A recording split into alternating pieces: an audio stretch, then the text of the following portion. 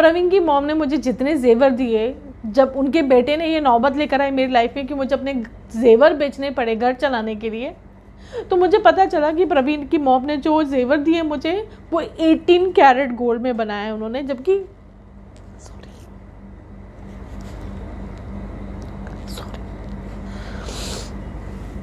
Sorry for all the emotions, जबकि शादी का जेवर जो है वो 22 कैरेट में बनता है, 18 कैरेट में नहीं बनता है। मैं ये सोच रही थी ये परिवार कितना धोखेबाज है। I got married in a con family, बात बात पे धोखा, बात बात पे झूठा, हर चीज़ झूठ, हर चीज़ 180 डिग्री टर्न मारा इस परिवार ने। और बुरा ये लगता है कि उनको खुद की 2 बेटियां हैं, अगर आपकी बेटी के साथ कोई ऐसा करेगा तो कैसा लगेगा। आप नहीं चाहते हो कि मैं एक्टिंग करूं, आप चाहते हो पॉलिटिक्स करो। आपने ज़बरदस्ती अपनी बेटी को पायलट बनाया, जो अभी तक उसका CPL भी नहीं हुआ है। 2006 से श्वेता सिन्हा CPL कर रही है, अभी तक नहीं हुआ।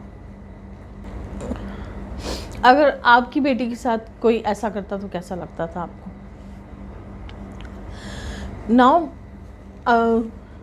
प्रवीण की पापा घर आ गए, he was okay, I came back. Praveen हमारा पहला एनिवर्सरी था, so he wanted to do the anniversary in Delhi. और दिल्ली में मेरे सारे टॉप नॉच जितने भी फ्रेंड्स हैं सबका नाम था, मेरे रिश्तेदारों का नाम नहीं था। आई टोल्ड प्रवीण मेरे इतने रिलेटिव्स कजन्स हैं, मैं फर्स्ट एनिवर्सरी थ्रो कर रही हूँ। नहीं मेरे पास ना इतने पैसे नहीं उन लोगों को बुलाने के लिए। ओह, तो मेरे जितने भी टॉप नॉच दोस्त हैं जिनको मैं भी कभी कभी याद नहीं रखती, वो सारे लिस्ट में मेरे रिलेटिव्स नहीं हैं। But that's the way they are, उनको रिलेटिव से कोई मतलब ही नहीं है। सो आई रियलाइज़ कि ये अभी भी बंदा मुझे यूज़ करने की कोशिश कर रहा है, डायरेक्टली और इनडायरेक्टली। मुझे मेंटल टॉर्चर करना, मुझे वो एयरपोर्ट पे चिल्लाता था सबके सामने, बैंगलोर एयरपोर्ट पे, अमृतसर एयरपोर्ट पे। अमृतसर एयरपोर्ट तो मैं सब भूला नहीं जाता है। मैं फ्लाइट लैंड हुई थी और हम लोग जा रहे थे, and he started shouting and yelling at me, चिल्लाने लग गया ज़ोर ज़ोर से सबके सामने, ऐसे हाथ पटक पटक के कि तुमको तो बहुत टाइम लगता है हर चीज़ पे, तुमको तो ऐसा होता है ये। And I was like shocked. मैं ऐसे स्टंट उसका मुंह देख रही थी कि इसको हो क्या गया, साइको हो गया है क्या ये। इसको पता चल रहा है कि ये कहाँ पर अपनी बीवी को किस तरह से ये सबके सामने ट्रीट कर रहा है। चिल्लाना, चीखना, हाथ पैर पटकना इस तरह से, एंड लाइक पूरा, और everyone was looking at me, सब कोई मेरी तरफ देख रहा था। एंड लोग मुझे जानते हैं, और आपको पता है कि आपकी बीवी की कितनी बेइज्जती हो रही है जस्ट बिकॉज मैं चुप हूँ, मुझे शादी चलानी थी। बट दैट डजंट मीन्स कि आप इस तरह से मेरे साथ में सबके सामने in public you will behave like this with me. और एक नहीं 2 बार, और एक नहीं 2 बार। मतलब वो मेरी गलती थी, बिकॉज पहली बार मैंने उसे कुछ बोला नहीं, इसलिए उसकी हिम्मत थी दोबारा करने की। मतलब आप जो घर के अंदर कर रहे थे, जो बेडरूम में कर रहे थे, जब हॉल में सबके सामने आपने करना शुरू कर दिया, गाड़ी में कर रहे थे, उसके बाद धीरे धीरे आपने वही चीज़ पूरे एयरपोर्ट पे सबके सामने आपने करना शुरू कर दिया। मतलब जस्ट बिकॉज मैं सह रही हूँ शादी चलानी, चुप रहो, बॉम्बे आ रहा है, आएगा धीरे से, आप कुछ भी किए जा रहे हो मेरे साथ में। मतलब ये what is this upbringing, you know. हमको बाहर से कुछ खाना नहीं खाना था, first lockdown, that strict lockdown. और मुझे याद है मैंने राशन लाती थी तो उसका फ़ोटो खींच के उसको देना पड़ता था प्रवीण को। सारे का पूरा जो बिल होता था ना, उसका फ़ोटो खींच के देना पड़ता था, वो टैली करता था क्या सामान आया है और क्या हुआ है। And then he saw a panipuri का पैकेट, तो ही सेड कि तुमने पानीपुरी का पैकेट क्यों लिया। तो ऐसे प्रवीण बाहर का कुछ खा नहीं सकते, घर पे तो आई कैन मेक पानीपुरी।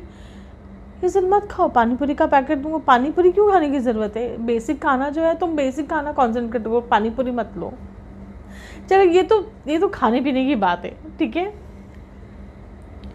एक लड़की का ना पीरियड्स हर एक लड़की का मेजर इशू होता है, सारी लड़कियां में से रिलेट करेंगी। Okay, I remember he used to get irritated periods के पैड को लेकर कि तुमको इतना ये वाले कंपनी का क्यों तुमको पीरियड्स का पैड लेना है, कोई सस्ता तुम ले लो ना। मेरे पास लिटरली फ़ोन रिकॉर्डिंग है जहाँ पर हमारा झगड़ा हुआ है पीरियड्स के पैड को लेकर। This is absolutely inhuman. और इस बंदे के बाद खुद सगी 2 बहनें हैं और ये दूसरे की घर की बेटियों के साथ ये लोग इस तरह से करते हैं, यू नो। तो पूरा चिट, कोई ह्यूमैनिटी नहीं है, कोई जिम्मेदारी नहीं है बीबी के लिए, कोई इमोशंस नहीं है, कोई परवाह नहीं है, यू नो, कि मैं ऐसे बोल रहा हूँ कि इस पे क्या बीत रही होगी, मैंने क्या बोल के इसको शादी करके मैं लेकर आया हूँ, यू नो, और मैं इसके साथ क्या कर रहा हूँ। शर्म नहीं है। इस पूरी फैमिली को इन लोगों ने अपनी शर्म बेच खाई है। And this is all his upbringing.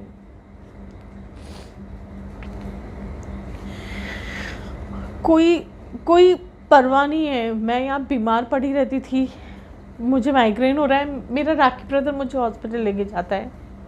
मुझे किसी चीज़ की ज़रूरत है, ये मेरा दांत टूट गया है, उसको फिलिंग करवानी है, कोई फ़र्क नहीं पड़ता है, कोई मतलब ही नहीं है यहाँ क्या हाल में है, बेबी किस हाल में है, क्या है, कोई लेना देना नहीं, टोटली इमोशनलेस। बस जब देखो हाय पैसा हाय पैसा हाय पैसा, इतना लग जाएगा, इतना लग जाएगा, इतना लग जाएगा। पता नहीं, शायद इसने बचपन से ऐसे दिखा होगा उसकी लाइफ में, इसलिए शायद वो इस तरह का है। मुझे हमेशा ये लगता है, इतना कोई इनह्यूमन, इतना कोई निर्मोही कैसे हो सकता है। मैं ये सोच रही थी कि माय गॉड, ये बहुत अच्छा एक्टर निकल गया, मुझसे ज़्यादा अच्छा एक्टर निकल गया। शादी के पहले क्या दिखाया क्या और निकला क्या, ये यू नो। तो मैं कंटाल के एंड मैंने बहुत प्यार से इसको कहा, प्रवीण हम दोनों अलग हो जाते हैं, लेट्स गेट सेपरेट, मुझे शांति से तुम डिवोर्स दे दो।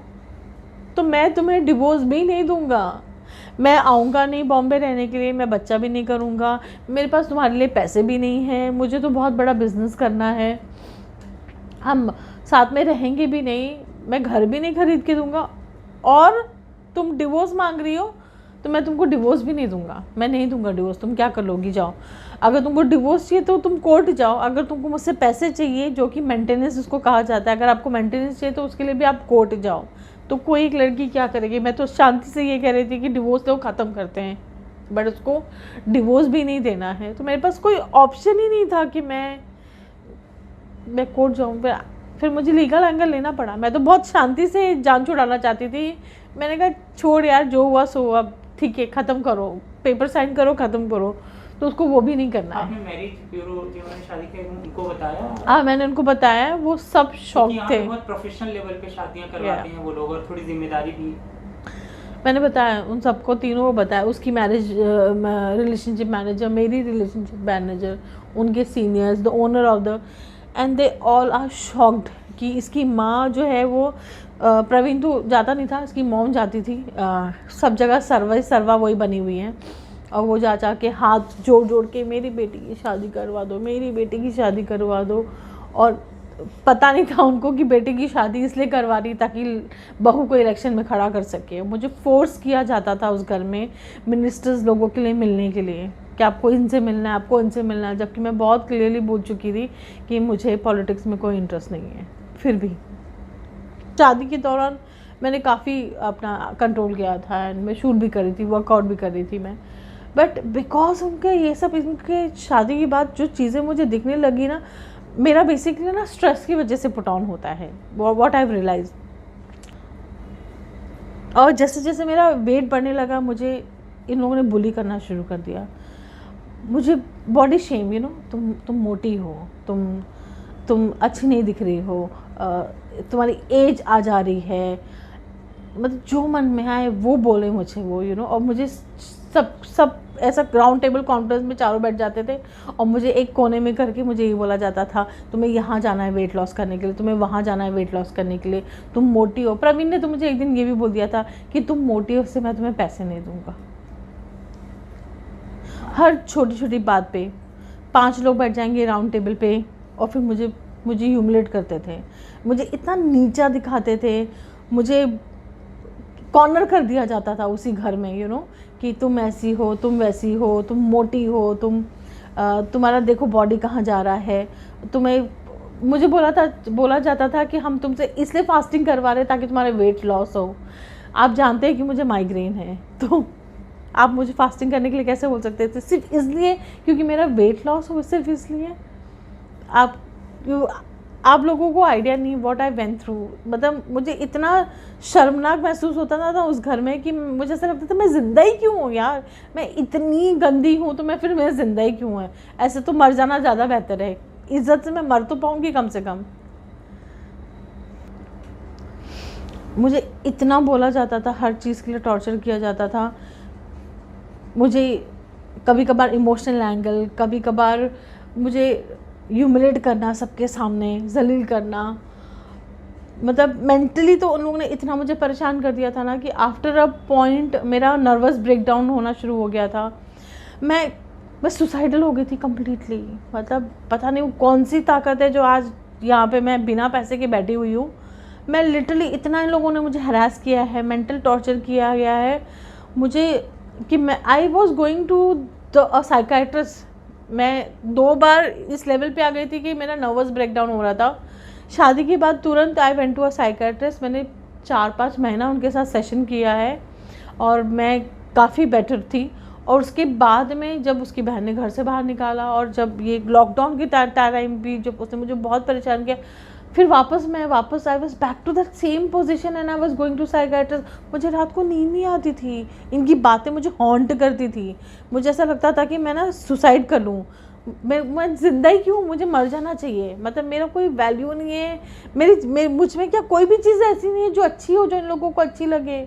इतना ज़्यादा मुझे कॉर्नर कर दिया जाता था। मुझे हर किस्म का टॉर्चर, हर लेवल का टॉर्चर, हर लेवल का ह्यूमिलेशन, हर लेवल का इंसल्ट, हर लेवल का बुली करना, सब किया इस परिवार ने मेरे साथ में। I can't tell you what I went through. मतलब मैं साइकाट्रिस्ट के पास जाती थी and they used to say you know कि why you want to stay in such a relationship जहाँ पे इतना आपके साथ ये कर रहे हैं। Life is very beautiful, you have been doing so well in your life, you know. आप अपने पैरों पे खड़े हो सकते हो। आप